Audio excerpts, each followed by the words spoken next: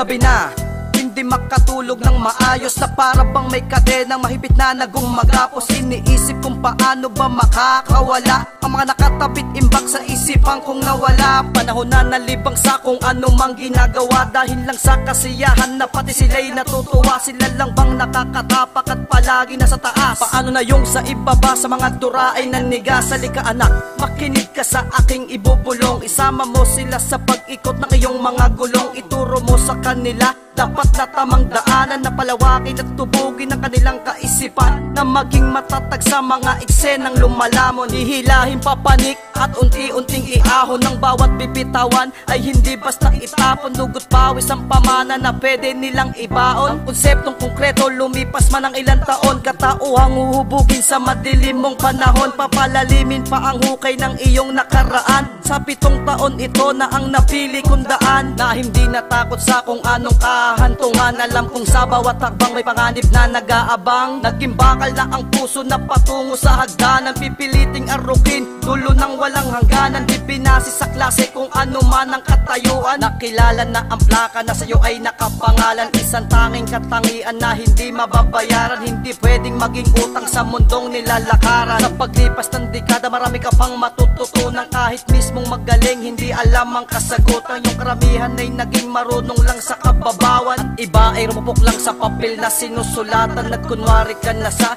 malamig na ihip ng hangin, sa butil ng kanin nakahalo maitim na buhangin. Buhay man ay sinugal lang ang harap na papalarin, na isa sa mapipili sa lawak papalayain. Ang pinaghalong ugaling magkasabay na babaguhin, sa natitirang katas na aking ihigupin. Papunta sa landas para hindi ka nila hamakin. Lulunurin ang sarili sa kumunoy na sisisiri, para pumasok sa isip sunod-sunod na hihilahin. Isa sa makita kung saan tayo'y pagpapalain. Pag naiwang mag-isa, alam mo ang hahanapin sa masukal na daanan na may matatalim na pangin. Salitang iaatang na sila ay mahahawaan. Sa papasok ang pintuan sa mundo ng pagalingan, sa bawat batang nakita ko't nakakarinig, sa mga pagbuka na bunganga ay nagpapayanig.